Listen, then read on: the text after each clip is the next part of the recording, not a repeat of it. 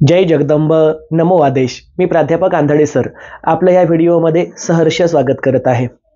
आजचा आपला विषय आहे की तुळजापूरची तुळजाभवानी जी आपल्या अखिल महाराष्ट्राची कुलस्वामिनी आहे, ह्या तुळजाभवानीची तुळजापूरची मुख्य मूर्ती आहे, मूळ मूर्ती आहे. ही मूर्ती देवीची आहे की त्या ठिकाणी गौतम बुद्धाच्या मूर्तीलाच त्या ठिकाणी साडी नेसवून देवीचं स्वरूप देण्यात आलेलं आहे. नेमका आज हा विषय का निघाला किंवा मी आज हा विषय का घेतला याच्या मागे सुद्धा एक कारण आहे. झालं असं की आज रविवारचं उपासना शिबिर, प्रचंड गर्दी होती. व्यवस्थित पद्धतीनुसार आमचं शिबिर सुरू होतं. सर्व उपासनार्थी या ठिकाणी हजर होते. हसी खेळीमेळीच्या वातावरणामध्ये शिबिर सुरू असताना एकाएकी माझ्या एका शिष्याचा मला फोन येतो की सर, तुम्ही जो तुळजाभवानीचे आई वडील कोण या नावाचा व्हिडिओ आपल्या चॅनलवरती अपलोड केला आहे, या चॅनलच्या म्हणजे या व्हिडिओवरती एका व्यक्तीची कमेंट आहे आणि कमेंट एकदा तुम्ही ती पहा. म्हटलं अरे लोक काही कमेंट टाकतात, जाऊ दे. नाही म्हणे पण कमेंट सिरियस आहे, तुम्ही प्लीज पहा आणि त्याचं उत्तर द्या. म्हटलं मला ती कमेंट पाठव. मला मग त्या माझ्या शिष्याने व्हॉट्सअपला ती कमेंट पाठवली. ती कमेंट मी वाचली. कमेंट अक्षरशः तळपायाची आग डोक्यामध्ये जाईल एवढ्या नीच, खालच्या आणि गलिच्छ पातळीवरची आहे, जी मी या ठिकाणी तुम्हाला दाखवणार सुद्धा आहे. परंतु कमेंटचा मुख्य विषय असा की कमेंट करणारा व्यक्ती जो स्वतःला फार त्या ठिकाणी दीडशहाणा समजतो, तो लिहितोय की तुळजापूरची जी भवानीची मूर्ती आहे ती मुळामध्ये गौतम बुद्धाची मूर्ती आहे. त्या ठिकाणी धंदा करण्यासाठी पुजाऱ्यांनी तिला साडी नेसवली आणि रात्री 12 वाजता मी स्वतः त्या देवीची साडी खोलून पाहिलेलं आहे, तिला अंघोळ घालताना पाहिलेलं आहे आणि त्यामुळे ती बुद्धाचीच मूर्ती आहे याची मला खात्री आहे. एकदा आपण ती कमेंट सर्वांना या ठिकाणी दाखवूया. कॅमेऱ्यासमोर धरा. ही त्या ठिकाणची ती कमेंट. आता एवढ्या नीच पातळीची कमेंट याला मी यासाठी म्हणतो, फक्त तुळजाभवानीची मूर्ती ही तथागत गौतम बुद्धांची मूर्ती आहे असं मला वाटतं, असं जर एखाद्या व्यक्तीने म्हटलं असतं तर त्याला फार समजावणीच्या शब्दामध्ये आपण त्याचा गैरसमज दूर करून योग्य ते उत्तर दिलं असतं, बरोबर. किंवा ही बुद्धाची मूर्ती असू शकते का असा क्वेश्चन मार्क जर त्या प्रश्नासमोर असता तरी सुद्धा हा जिज्ञासेपोटी विचारलेला प्रश्न आहे असं आपण समजू शकलो असतो. परंतु सदरचा माथे फिरू व्यक्ती हा अतिशय समाज विघातक आणि हलकट नीच प्रवृत्तीचा असावा आणि आहे, कारण त्यांनी त्या ठिकाणी अखिल महाराष्ट्राची जगतजननी तुळजाभवानी मातेच्या साडीपर्यंत तो जाऊन पोहोचलेला आहे. एखाद्या सोशल मीडियावरती, यूट्यूब चॅनलवरती जेव्हा आपण एखादी कमेंट करतो, ही कमेंट त्या ठिकाणी हजारो लाखो लोक वाचतात याची अक्कल ह्या माणसाला नसावी. काय म्हणलं यानं कमेंटमध्ये की पुजाऱ्यांनी स्वतःच्या पोटचा धंदा सुरू करण्यासाठी त्या बुद्धाच्या मूर्तीला साडी नेसवली. नंबर 1. नंबर 2, ती मूर्ती मूळ बुद्धाचीच आहे, देवीची नाही. तिसरा त्यांनी त्याच्यामध्ये उल्लेख केला की मी रात्री 12 वाजता देवीची साडी सोडून पाहिलं. आता तीनही प्रश्नांकडे मी क्रमवार पद्धतीनुसार येतो. पहिला मुद्दा घेऊया. तुळजापूरच्या भवानीची मूर्ती ही खरोखर तथागत गौतम बुद्ध यांची आहे का? तर याचं स्पष्ट आणि खरंखुरं उत्तर म्हणजे अजिबातच नाही. कारण तथागत गौतम बुद्ध हे त्या ठिकाणी शांतता, अहिंसेचं आणि त्या ठिकाणी नीतिचाराचं प्रतीक आहे. एक प्रकारे अहिंसा, जगावरती परोपकार, भूतदया याचा संदेश त्यांनी दिलेला आहे. आणि तुळजाभवानीची जी मूर्ती आहे ती मुळामध्ये अष्टभुजा असून तिला 8 हात आहेत. गौतम बुद्धांना 8 हात असण्याचं कारण नाही. दुसरा विषय, दोनही मूर्तीच्या कालखंडामध्ये जमीन आसमान एवढा फरक जाणवेल, कारण सदर तुळजापूरच्या देवीची जी भवानीची मूर्ती आहे ती शिवकालीन आहे. छत्रपती शिवाजी महाराज यांनी ज्या वेळेला अफजल खानाने तुळजापूरवरती स्वारी केली आणि भवानीच्या मूर्तीचं विडंबन करण्याचा प्रयत्न केला, त्यावेळेला शिवाजी महाराजांनी मूळ मूर्ती लपवून ठेवली होती आणि पुजाऱ्यांच्या हस्ते ती पुन्हा स्थापन करण्यात आली असं मानणारा सुद्धा एक मतप्रवाह आहे. दुसरा एक मतप्रवाह असं मानतो की अफजल खानाने मूर्तीची तोडफोड करून जी नासधूस केली, तिचा त्या ठिकाणी ती जखम भरून काढण्यासाठी शिवाजी महाराजांनी एका वडार समाजाच्या व्यक्तीच्या हाताने हुबेहूब पहिल्या मूर्तीसारखीच दुसरी भवानीची मूर्ती घडवून घेतली आणि तिची मूळ सिंहासनावरती स्थापना केली. आता या थिअरीपैकी आपण पहिली माना, की मूळ मूर्ती लपवून ठेवली किंवा दुसरी माना, परंतु एवढं या ठिकाणी स्पष्ट होतं की तुळजाभवानीच्या मूर्तीचा थेट संबंध हा दस्तखुद्द छत्रपती शिवाजी महाराज यांच्या काळाशी निगडीत आहे, कारण ती त्यांची भोसले घराण्याची कुलस्वामिनी आहे. जी राजाची कुलस्वामिनी तीच संपूर्ण 18 पगड मावळ्यांची आणि जनतेची कुलस्वामिनी. त्यामुळेच आज तुळजाभवानी मातेला अखिल महाराष्ट्राची कुलस्वामिनी म्हणून बहुमान प्राप्त आहे. ती वीर आहे, महिषासूर मर्दिनी आहे. तिने कुकुर नावाच्या दैत्याचा नाश केलेला आहे. अष्टभुजा आहे, 8 हात आहेत तिला. प्रत्येक हातामध्ये तिने शस्त्र धारण केलेलं आहे. एका बाजूला मार्कंडेय ऋषी तपाला बसलेले आहे, दुसऱ्या बाजूला मूर्तीच्या सती अनुभूती, ज्या अनुभूतीसाठी देवीने अवतार धारण केला ती तपश्चर्येला बसलेली आहे. देवीचं वाहन सिंह सुद्धा पायाशी कोरलेलं आहे. तथागत गौतम बुद्ध यांच्या मूर्तीच्या हातामध्ये शस्त्र असण्याचा संबंधच काय? किंवा तथागत गौतम बुद्ध यांच्या मूर्तीच्या पायाशी मार्कंडेय ऋषी, सती अनुभूती आणि सिंह हा देवीचं वाहन असणारा हिंस्र पशु कशाला असेल? मुळामध्ये मी या ठिकाणी सांगतो, कदाचित काही मंदिरांमध्ये जर काही जुन्या काळामध्ये घटना घडल्याही असतील की कदाचित गौतम बुद्धांच्या मूर्तीचं विडंबन करून तिथे इतर देवी देवतांचं स्वरूप प्राप्त करून दिलं असेल, त्याबद्दलही मला पूर्ण शाश्वती नाही. पण जर तर तसं घडलं असेल तर इतर मंदिरांचा विषय तिथलच्या तिथे ठेवा. त्याचा थेट संबंध महाराष्ट्राच्या कुलस्वामिनी सोबत जोडून माझ्यासारख्या हजारो, लाखो आणि करोडो भवानी भक्तांच्या आणि मर्द मावळ्यांच्या भावना दुखवू नका.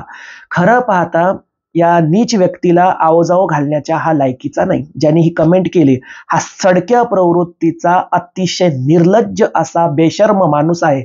यापेक्षा जास्त खाली मला बोलताही येत नाही. माझ्या भाषेमध्ये मी एवढ्या शिव्या त्याला देईल, शिव्याच म्हणेल याला मी.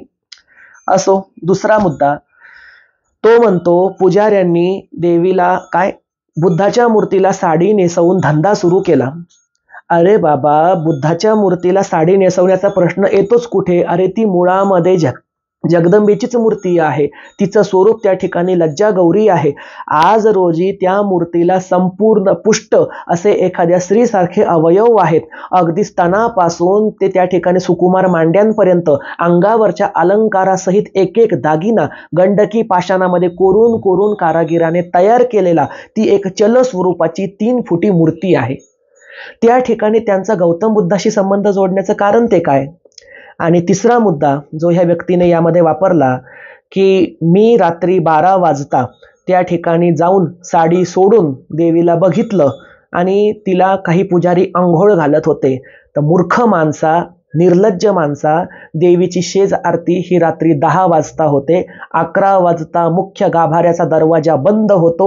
गाभाऱ्यामध्ये 2-2 CCTV कॅमेरे तुळजापूरमध्ये अवेलेबल आहे. 24 तास आपण तुळजापूरच्या भवानीचं लाईव्ह दर्शन घेऊ शकतो. कधीच रात्री 12 वाजता भवानीला स्नान घातल्या जात नाही. नंबर 1. नंबर 2, हा हरामखोर माणूस म्हणतो की साडी सोडून बघितली. अरे कुत्र्या, तुझ्यासारख्या हलकटाची लायकी किंवा त्या ठिकाणी जाण्याची अवकात नाही, ऐपत नाही. त्या ठिकाणी मुख्य गाभाऱ्यामध्ये भवानीचे कुळ परंपरागत कर्दम कुलवंशधारक कदम पुजारी आणि भोपी पुजारी जर सोडले, तिथे इतर कोणाही व्यक्तीला मुख्य गाभाऱ्यामध्ये सहसा प्रवेश भेटत नाही. ठराविक असे मठाधिपती, दंडाधिपती यांना त्या ठिकाणी मूळ गाभाऱ्यामध्ये प्रवेश मिळतो.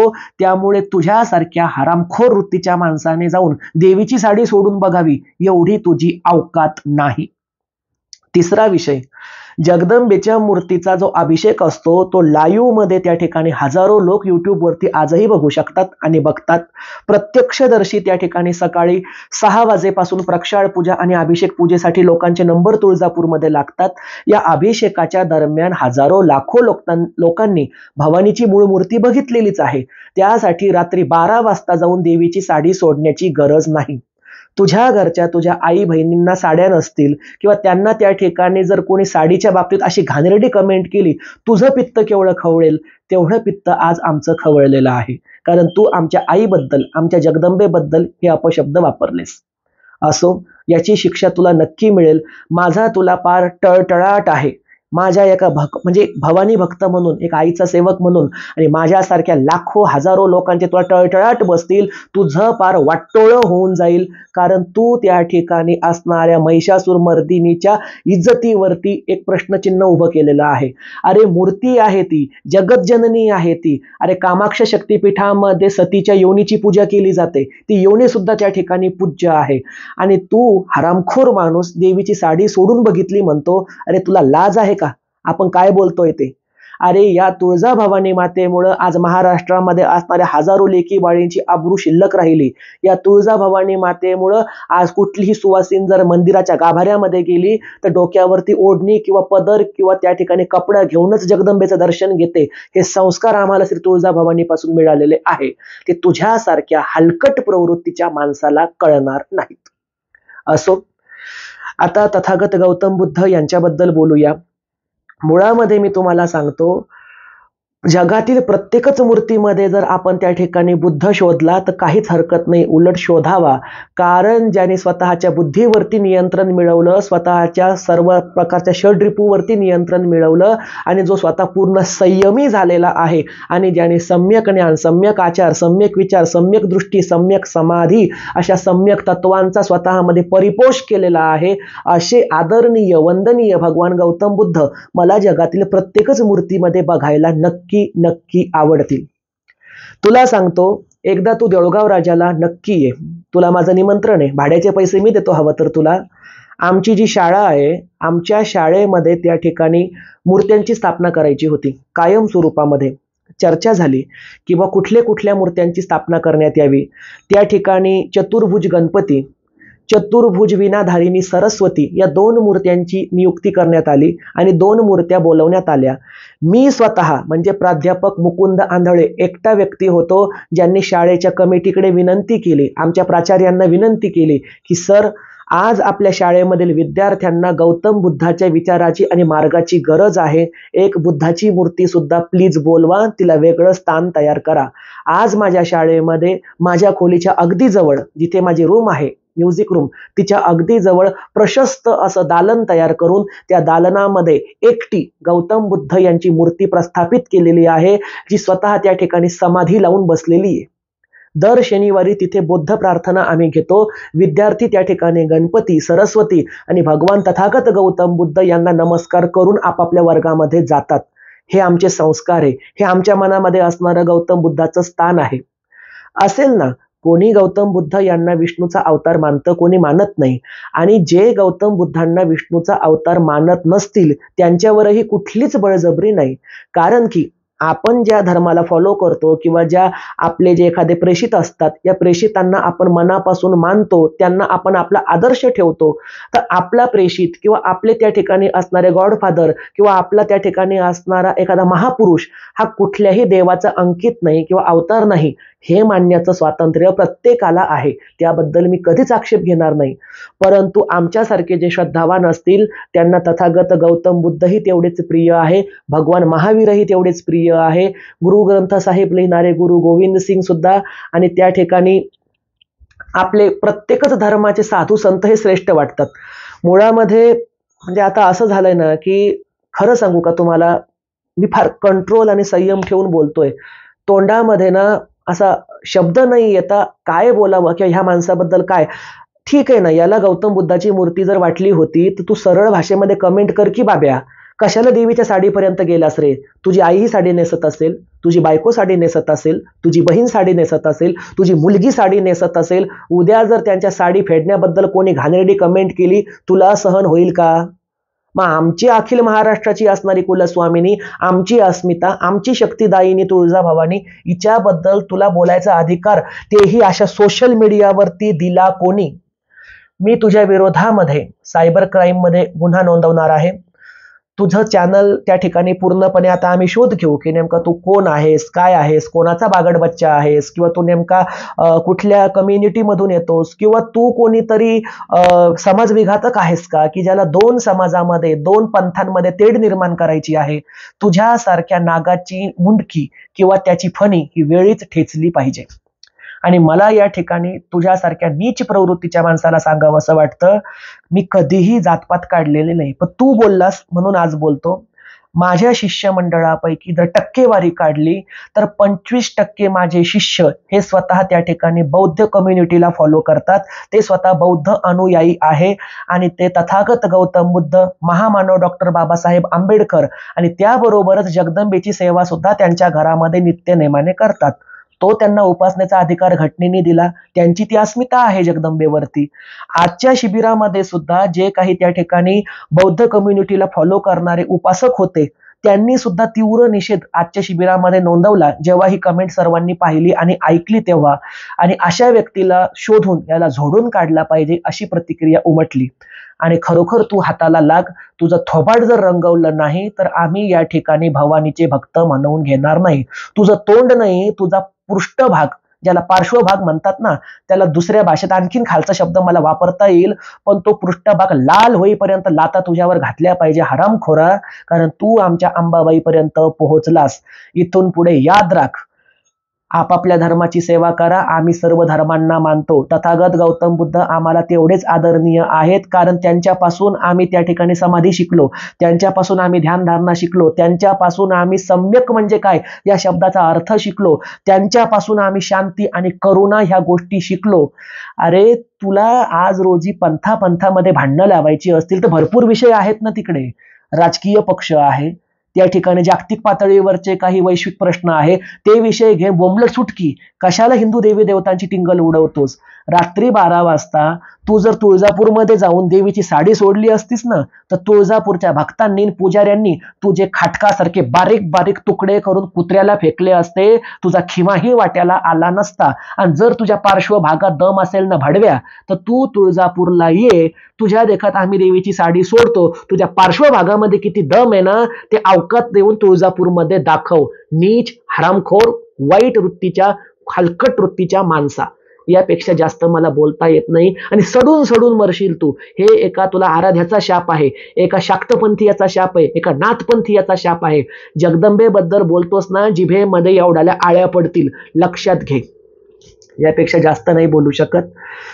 असो, या ठिकाणी जर काही बोलण्यामध्ये चुकलं असेल तर क्षमा तर अजिबातच मागणार नाही, कारण माझं काही बोलणं चुकतच नाही. मुळात मी मुद्देसुद्धाच बोलतो, पण आमच्या आईबद्दल जर बोलाल ना, खपवून घेतल्या जाणार नाही.